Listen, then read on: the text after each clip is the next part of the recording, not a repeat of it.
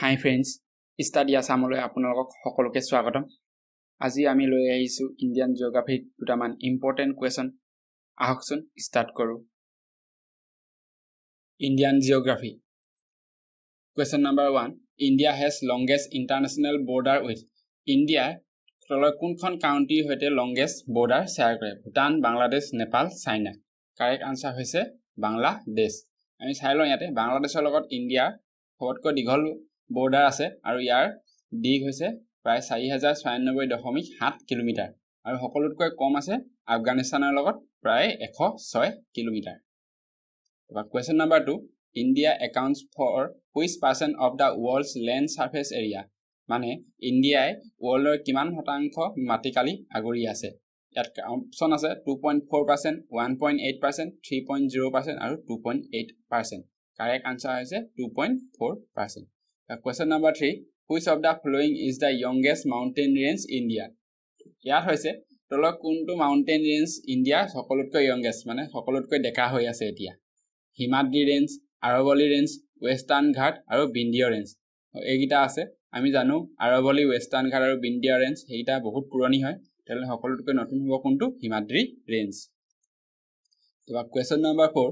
Which of the following is not a part of the Meghalaya plateau?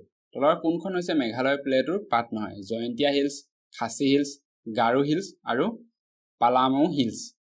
এইগিটা আছে জয়ন্তীয়া, খাসী, গাৰো এই গোটেই তিনটা আছে মেঘালয়ত আছে, তেনেহলে কোনটো হ'ব? Option number D. আপোনালোকে ইয়াতে দেখিব পাৰে ছবিটোত গাৰো হিলছ, খাসী হিলছ আৰু জয়ন্তীয়া হিলছ। এই পালামৌ হিলছ খন মেঘালয় প্লেটুৰ অন্তৰ্গত নহয়।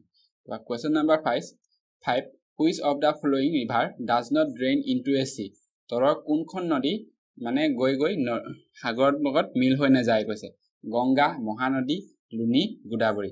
আমি জানো যে গংগা, মহানদী, গোদাবৰী সকলোবোৰ কি সাগৰত মিল হয়, খালি আপোনালোকে দেখিব লুনি এখন হৈছে ৰিভাৰ যিখন নেকি সাগৰত মিল নহয়, এখন আহি গুজৰাটৰ ৰান অফ কাটছত মিল হৈ যায়, সেইকাৰণে এখন সাগৰত নপৰেগে। অপচন নাম্বাৰ কি হ'ব? সি। Question number 6. Which of the following river drains into the Bay of Bengal? তলৰ কোনখন নদী বে অফ বেংগলত পৰেহি মানে ড্ৰেইন কৰেহি? কৃষ্ণা, সুতলেজ, তাপি আৰু নৰ্মদা। কৃষ্ণা, সুতলেজ, তাপি আৰু নৰ্মদা। সুতলেজ খনটো নহব কাৰণ জম্মু কাশ্মীৰ হেতু সাইডত আছে সুতলেজখন, সেইকাৰণে এখন আৰবিয়ান সীত হ'ব। আৰু তাপি আৰু নৰ্মদা সেইখনো নহব কাৰণ এখন ওয়েস্ট ফ্লোইং হ'ব, তেনেহলে কাৰেক্ট আনসাৰ হ'ব কি? কৃষ্ণা। তাৰপৰা name of the westernmost point of India হৈছে ইণ্ডিয়া সকলোতকৈ ওয়েস্টাৰ্ণ মোস্ট পইণ্টৰ নাম হৈছে আৰমেলি, ঘুৰমতা, দাহুদ আৰু কি? বুৰাজ।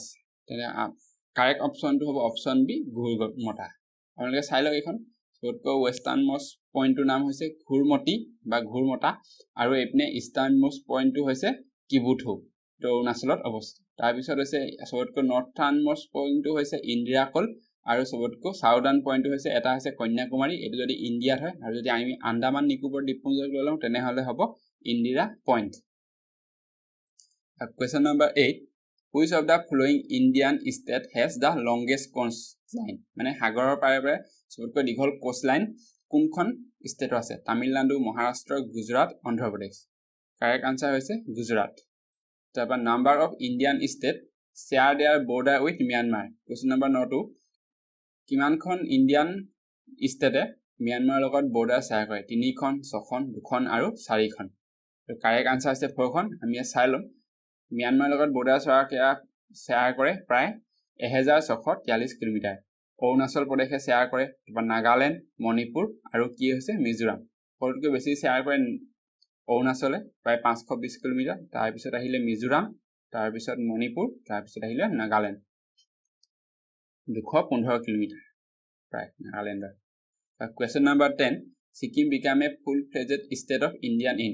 আমি জানো যে ছিকিমখন ইণ্ডিয়াত স্বাধীন 1947 চনৰ পৰা নাছিলে, তেনেহলে তলৰ কোনটো ইয়াৰত হৈছিলে? 1985, 1980, 1975 আৰু 1970। কারেক্ট আনসারটো হ'ব 1975। আজিলৈ ইমানেই। আপোনালোকে ভিডিঅ'টো ভাল পালে লাইক কৰিব, শ্বেয়াৰ কৰিব, কমেন্ট কৰিব আৰু চেনেলটো সাবস্ক্ৰাইব কৰি যাব নতুন ভিডিঅ' পাই থাকিবলৈ। Thank U.